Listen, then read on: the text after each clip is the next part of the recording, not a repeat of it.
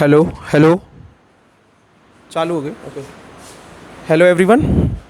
मैं जो आज आपको ये बताने जा रहा हूँ, it's about MSME. It's about MSME startup India. Okay. जब भी हम एमएसएमई की बात करते हैं तो एमएसएमई से हम ये बोलना चाहते हैं कि it's consist of micro small and medium enterprises. Micro small medium enterprises means सूक्ष्म लघु उद्योग से हम बात कर रहे हैं आपके इसके बारे में। ठीक है। जब भी हम इसके बारे में आपसे बात करते हैं तो ये एक संस्थान है, सूक्ष्म लघु एवं मध्यम उद्यम मंत्रालय, जो भारत सरकार से थ्रू है। ठीक है।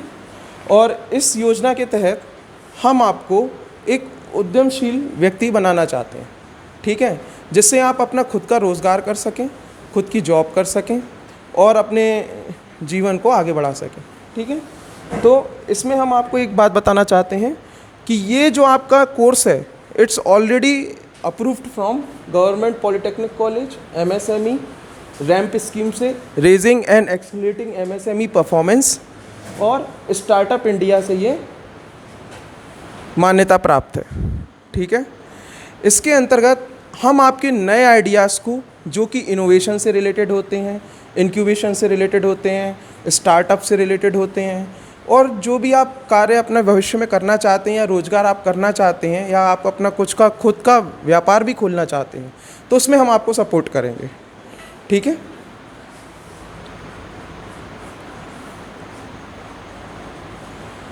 तो इस चीज़ पे ध्यान दीजिएगा। This is startup India. Bharat सरकार ने एक योजना लागू करी है, उसका नाम क्या है? Startup India. स्टार्टअप इंडिया का ये सोशल मीडिया का हैशटैग है। ठीक है। जो सोशल मीडिया पे हम यूज़ करते हैं ना, स्टार्टअप इंडिया, वो इस तरीके से यूज़ करते हैं। तो ये उसका लोगो है। जैसे आप अपना कोई भी व्यापार ओपन करते हैं, कोई भी अपना एक बिज़नेस ओपन करते हैं या कुछ का खुद काम ओपन करते हैं, तो वो कब तक वैलिड नहीं माना जाता जब तक वो स्टार्टअप इंडिया पे रजिस्टर ना हुआ, तब तक सरकार उसको वैलिड नहीं मानती। इसी तरीके से आप जो भी व्यापार करेंगे उसको आप किस में रजिस्टर्ड करेंगे? स्टार्टअप इंडिया में, या रोज़गार करेंगे अपनी स्किल के थ्रू। ठीक है। अब स्टार्टअप इंडिया का मतलब क्या है, ये क्यों बनाया गया भारत सरकार द्वारा? ये भारत सरकार द्वारा इसलिए बनाया गया ताकि हम स्टार्टअप कर सकें इंडिया में, for building the innovation ecosystem. एक ऐसा इकोसिस्टम बना सकें जिसमें हम क्या कर सकते हैं? इनोवेशन कर सकते हैं, कुछ ईजाद कर सकते हैं, कुछ नया बना सकते हैं। ठीक है। अब इसमें नया बनाने में इनोवेशन से मतलब क्या है? इनोवेशन से मतलब है कोई भी एक ऐसी चीज़ या आविष्कार करना जो हमारी ज़रूरत के पूरा कर रहा हो। ठीक है। क्योंकि बिना ज़रूरतों के आविष्कार नहीं होते। ठीक है। तो ये किसने लॉन्च किया है? गवर्नमेंट ऑफ इंडिया ने लॉन्च किया है। कब? 2016 में। ठीक है। कब लॉन्च किया है गवर्नमेंट ऑफ इंडिया ने? 2016 में। और ये एक फ्लैगशिप इनिशिएटिव है जो प्रमोट करता है एंटरप्रेन्योरशिप और इनोवेशन को। एंटरप्रेन्योरशिप मतलब आपने सुना है ये शब्द, एंटरप्रेन्योरशिप? एंटरप्रेन्योरशिप का मतलब होता है वह व्यक्ति जो अपना खुद का जोखिम लेके अपना काम शुरू कर रहा है। मतलब जैसे आपने अनअकैडमी का नाम सुना है, पीडब्ल्यू का कोचिंग का नाम सुना है, और भी ऐसे कई स्टार्टअप्स, ओला, उबेर का नाम सुना है। तो ये क्या है? एंटरप्रेन्योरशिप्स हैं। एंटरप्रेन्योरशिप्स मतलब हम अपना व्यापार खुद ही शुरू कर रहे हैं और अपने जोखिम पे शुरू कर रहे हैं, और इसमें कोई लिमिट्स नहीं है। आप कितना भी फ़ायदा कमा सकते हो, और नुकसान भी होगा तो आपका होगा, फ़ायदा भी होगा तो आपका होगा। ठीक है। तो ये बड़ी बड़ी कंपनीज ये ओपन करने के लिए क्या चाहिए पड़ता है? एंटरप्रेन्योरशिप। इसको हम ऐसे भी बोल सकते हैं, एक प्रकार से क्या है? स्किल्स हैं। स्किल्स हैं हमारी, या हमारी कह सकते हैं हमारी एक कैपेबिलिटी है जिससे हम अपने व्यापार को खड़ा करते हैं। अब एंटरप्रेन्योरशिप का मतलब ये नहीं है कि कोई छोटा काम कर रहा है या कोई बड़ा काम कर रहा है तो वो एंटरप्रेन्योरशिप कहलाएगा, तुम नहीं कहलाओगे। नहीं। अगर आप छोटा काम भी कर रहे हो, खुद का कर रहे हैं, तो भी आप क्या कहलाओगे? एंटरप्रेन्योर कहलाओगे। ठीक है। जब भी हम एंटरप्रेन्योरशिप की बात करते हैं तो वहाँ क्या शब्द जुड़ता है? इनोवेशन। ठीक है, इनोवेशन मतलब हम अपना खुद का कुछ व्यापार कर रहे हैं, खुद का कुछ व्यापार खोल रहे हैं। जब भी हम व्यापार करते हैं तो वो किसके मैनेज्ड होता है? DPIIT under ministry of commerce and industry. ठीक है, DPPIIT का फुल फॉर्म है directorate of promotional industrial trade. ठीक है, DPIIT। ठीक है, हाँ, इसको अपन ऐसा भी बोलते हैं डिपार्टमेंट फॉर प्रमोशन, लिखो department for promotion of industry and internal trade. Department of promotion industry and internal trade, ये किसके अंतर्गत आता है? Ministry of commerce and industry से। ठीक है, अब जैसे कोई भी व्यापार आपने शुरू किया, मान लीजिए आपने कोई ऑनलाइन व्यापार शुरू किया, मान लीजिए, या कोई ऑफलाइन कोई भी व्यापार शुरू किया, जैसे मान लीजिए आपने खुद का एक गाड़ी का व्यापार शुरू किया, मान लीजिए आपने अपनी गाड़ियाँ चलाना शुरू करी, तो उस गाड़ी के व्यापार में हमें 4 चीज़ों पे फोकस करना पड़ता है, तब वो व्यापार हमारा सक्सेस होता है। क्या होता है? सक्सेस होता है। सबसे पहले हम उसको स्टार्ट कैसे कर रहे हैं, किस तरीके से स्टार्ट कर रहे हैं, एक गाड़ी से कर रहे हैं, 2 गाड़ी से कर रहे हैं, या किस तरीके से कर रहे हैं। उसके बाद फंडिंग, पैसा हमें कहाँ से मिलेगा। ठीक है, क्योंकि हम व्यापार करते हैं तो हमें क्या चाहिए? पैसा चाहिए। भले ही जैसे आप गर्ल्स का जैसे कपड़े का काम शुरू करती हैं या कुछ भी अपना खुद का काम शुरू करती हैं, तो उसके लिए थोड़ा बहुत क्या लगेगा आपको?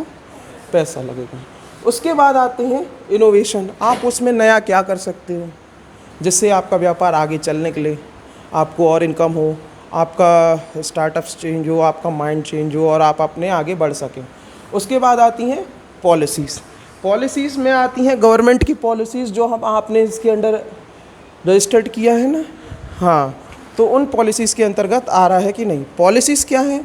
पॉलिसीज़ ये हैं कि हमारा व्यापार 10,000 के अंदर अंदर आना चाहिए, 10,000 से कम नहीं होना चाहिए। मिनिमम कितना होगा? 10,000 रुपीज़। तो 10,000 रुपीज़ तक है तो हम आपका व्यापार किस में रजिस्टर्ड कर सकते हैं? DPIIT में रजिस्टर्ड कर सकते हैं। ठीक है, ये पॉइंट्स लिख लो आप। कोई व्यापार शुरू करने में क्या क्या ज़रूरी रहते हैं? स्टार्टअप, फंडिंग, इनोवेशन और पॉलिसीज़। हमें इनका ध्यान सबसे पहले रखना है कि हम जो कोई चीज़ स्टार्ट कर रहे हैं तो क्यों कर रहे हैं, किस लिए कर रहे हैं। ठीक है, हमें क्या ज़रूरत है उसकी।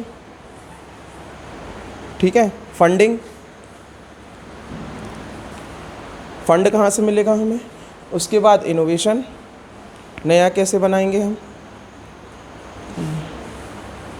और पॉलिसीज़, गवर्नमेंट की पॉलिसीज़। हमें इन बातों पर खास जोर देना पड़ेगा। ठीक है,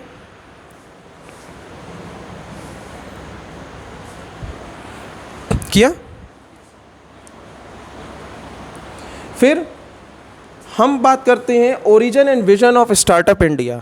Y we have started origin, मतलब स्टार्टअप इंडिया क्यों ज़रूरत महसूस हुई। आप मुझे बताइए अपने देश की कितनी पॉपुलेशन है अभी, जनसंख्या? उससे भी ज़्यादा है। ठीक है, हाँ, हम 1 बिलियन के पास हैं करीब। ठीक है, तो अभी एक वक्त था कि हम चाइना को भी मात दे रहे थे पॉपुलेशन में। चाइना की पॉपुलेशन कोरोना में हमसे कम हो गई थी और हम सबसे ज़्यादा पॉपुलेशन वाली कंट्री बन गए थे पूरे वर्ल्ड में। आपको मालूम है ये बात? हाँ, मालूम है। एक समय ऐसा आया था, ठीक है, कोरोना के टाइम, कोविड के टाइम।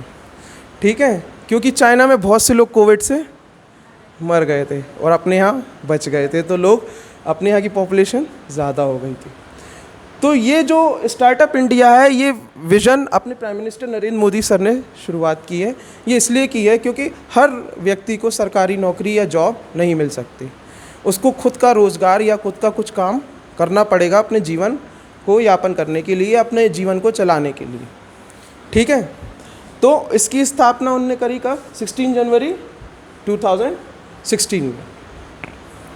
ठीक है, व्हाट इज़ द ऑब्जेक्टिव? इसका ऑब्जेक्टिव क्या था? इसका ऑब्जेक्टिव था ईज ऑफ डूइंग बिजनेस, मतलब हम कोई भी व्यापार करें तो उसमें हमें सरलता मिले, कठिनाइयाँ कम आए, ठीक है, हम उसको अच्छे से कर सकें, ज़्यादा से ज़्यादा जॉब क्रिएट हो सकें और उनको सपोर्ट मिल सके। जैसे कुछ लोग कंप्यूटर तो चला लेते हैं लेकिन एक्सेल नहीं चला पाते, उनको सब आता है लेकिन MS एक्सेल नहीं आता, कंपनी में MS एक्सेल ही पूछा जाता है। उनको गेम खेलना आता है, सब आता है, लेकिन उनको MS एक्सेल नहीं आता, काम करना नहीं आता, डेटा पे काम करना नहीं आता। तो एक जॉब क्रिएशन सपोर्ट देना बहुत ज़रूरी है। जिस व्यक्ति को कुछ आता है उसको हमें कुछ सिखाना बहुत ज़रूरी है। ये सपोर्ट कैसा होना चाहिए? इनोवेशन ड्रिवन होना चाहिए और स्केलेबल होना चाहिए स्टार्टअप में। इनोवेशन ड्रिवन मतलब हम उसमें कुछ नया कर पा रहे हों। जैसे हम एक्सेल चला रहे हैं तो हम एक्सेल में कुछ नया कर पा रहे हो, कुछ नई चीज़ें, अपना खुद का काम कुछ कर पा रहे हो, तो वो हमारी किस कैटेगरी में आएगा? स्टार्टअप कैटेगरीज में आएगा कि हम अपना खुद का कुछ कर रहे हैं और हमने उसको खुद ईजाद किया, खुद अपना आगे बढ़ रहे हैं उसमें। इससे क्या होगा? Focus on digital economy. इससे डिजिटल इकोनॉमी बढ़ेगी, हर कोई काम करेगा, हर कोई कमाएगा, तो उससे क्या बढ़ेगी? डिजिटल इकोनॉमी बढ़ेगी। मैन्युफैक्चरिंग कंट्री के अंदर होगी तो हमारे ऊपर जो भार है इकोनॉमी का वो कम होगा। आर्टिफिशियल इंटेलिजेंस की भी मदद ले सकते हैं हम इसमें, ठीक है, जो आजकल AI चल रहा है। फिनटेक्स में भी फ़ायदा है इसमें। फिनटेक्स मतलब, फिनटेक्स समझते हैं? जब भी कोई शब्द समझ में नहीं आता उसको 2 टुकड़ों में तोड़ लीजिए, फिन और tech. Finance with technology, finance with technology. अच्छा, आपको मालूम है कोविड में कितने लोगों की जॉब्स चली गई थी, लेकिन कुछ लोग ऐसे भी थे जिन्होंने पूरी कोविड जॉब किया है, ठीक है, पूरी कोविड क्या किया है? जॉब किया है। तो वो किसके कारण वो पॉसिबल हो पाया है? टेक्नोलॉजी के कारण, ठीक है, due to technologies, due to internet. तो आपको इंटरनेट का सही उपयोग करना आना चाहिए अपने स्टार्टअप को आगे बढ़ाने के लिए। उसके बाद आप स्टार्टअप और किस में कर सकते हैं? एग्रीटेक में। एग्रीटेक मतलब एग्रीकल्चर विथ टेक्नोलॉजी। जब भी हम एग्रीटेक की बात करते हैं तो इसमें वो चीज़ें आती हैं जो हम खेत खलिहान, खाने पीने की चीज़ें, एग्रीकल्चर से जुड़ी चीज़ें, किसानों से जुड़ी चीज़ें, हम उनमें टेक्नोलॉजी का उपयोग करके आगे बढ़ सकते हैं, ठीक है। और हेल्थ टेक, हेल्थ टेक मतलब हेल्थ विथ टेक्नोलॉजी। आजकल आपको मालूम है ऑपरेशंस कौन कर रहा है? डॉक्टर्स नहीं कर रहे, रोबोट्स कर रहे हैं, ठीक है। क्यों कर रहे हैं? कर तो डॉक्टर ही रहे हैं बिहाइंड द स्क्रीन, लेकिन वो सिर्फ रोबोट्स को देख रहे हैं कि गलत तो नहीं कर रहा कहीं पे, बस। वो बाकी कर कौन रहे हैं? रोबोट्स कर रहे हैं। क्यों? This is the boon of technology. तो आप इसके थ्रू भी अपना खुद का कुछ काम शुरू कर सकते हैं, हेल्थ टेक्नोलॉजी फील्ड में भी आगे बढ़ सकते हैं। जैसे आपने पॉलीटेक्निक किया मान लीजिए, तो आप पॉलीटेक्निक के बाद अपना पॉलीटेक्निक की डिग्री टेक्नोलॉजी यूज़ करके हेल्थ सेक्टर में भी जा सकते हैं। हेल्थ में मेडिकल डिवाइसेस होते हैं, मेडिकल डिवाइसेस मतलब मशीन्स होती हैं, मेडिकल डिवाइसेस होते हैं, उनको ऑपरेट कर सकते हैं पॉलीटेक्निक की डिग्री के साथ आप, ठीक है। और आप अपना खुद का एक जॉब भी क्रिएट कर सकते हैं। गर्ल्स के लिए भी वो बहुत अच्छी जॉब है, ठीक है। तो आप इसमें अपना एक जॉब क्रिएशन आगे बढ़ा सकते हैं, ठीक है। ये पॉइंट्स आपको लिखने हैं, लिख सकते हैं, हाँ। तो आपके पास यहाँ से सीखने के बाद, MSME से सीखने के बाद, MIC सीखने के बाद, स्टार्टअप इंडिया में इतने सारे आपके पास रास्ते खुले हुए हैं आगे, जो आप सोच रहे हैं कि हम क्या कर सकते हैं आगे। आप डिजिटल इकोनॉमी में योगदान दे सकते हैं, आप मैन्युफैक्चरिंग में जा सकते हैं, आप आर्टिफिशियल इंटेलिजेंस का उपयोग करके अपना स्टार्टअप बना सकते हैं, आप फिनटेक का उपयोग कर सकते हैं अपना स्टार्टअप बनाने में। जिनका फाइनेंस अच्छा है, पैसे गिनना अच्छा आता है, जो पैसे से मतलब चीज़ें आगे व्यापार करना आता है, कर सकते हैं। एग्रीकल्चर और टेक्नोलॉजी से भी आगे बढ़ सकते हैं और हेल्थ और टेक्नोलॉजी से भी आगे बढ़ सकते हैं। इतने सारे रास्ते आपके पास खुले हुए हैं।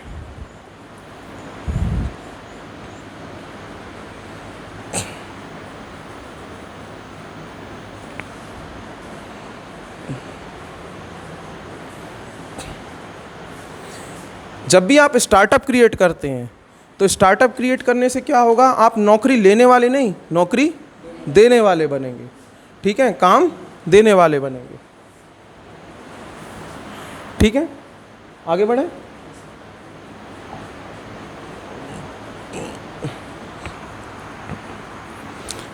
अब जब भी हम स्टार्टअप करते हैं तो स्टार्टअप की लाइफ साइकिल कैसी होती है, किस तरीके से स्टार्टअप आगे बढ़ता है, तो ये हम आगे बढ़ा सकते हैं। स्टार्टअप की लाइफ साइकिल होती है फ्रॉम आइडिया टू स्केल। ठीक है, फ्रॉम आइडिया टू स्केल। ठीक है, तो आइडिया में क्या आता है, सबसे पहले पॉइंट आता है आइडिएशन। हमारे पास क्या होना चाहिए, एक आइडिया होना चाहिए। We have to take one idea. हमारे पास कोई आइडिया होना चाहिए कि हमें करना क्या है, कोई क्या ज़रूरत है हमें उस चीज़ के लिए, ये हमारे पास क्या होना चाहिए, आइडिया होना चाहिए। आइडिया के बाद वो वास्तविक चीज़ों में, वास्तविक परिप्रेक्ष्य में, परिस्थिति में क्या होना चाहिए, वैलिडेट होना चाहिए। वैलिडेट मतलब ऐसा नहीं कि हम सोच रहे हैं यार कल से हम उड़ने लगें हवा में, तो हम क्या उड़ने लगेंगे, नहीं लगेंगे। क्यों, क्योंकि आइडिया तो है हमारे पास कि हमें उड़ना है, लेकिन उसका कोई वैलिडेशन नहीं है, हमारे पास पंख नहीं है, तो हम उड़ नहीं सकते। तो आइडिया ऐसा होना चाहिए जिसको हम वैलिडेट कर सकें। वैलिडेशन के बाद हम उस आइडिया से मिनिमम वायबल प्रोडक्ट बना सकें, एक ऐसे आइडिया से एक ऐसी ज़रूरत पूरी कर सकें जो कि नॉर्मल ज़रूरत हो, कम से कम नॉर्मल ज़रूरत तो पूरी कर सकें व्यक्ति की।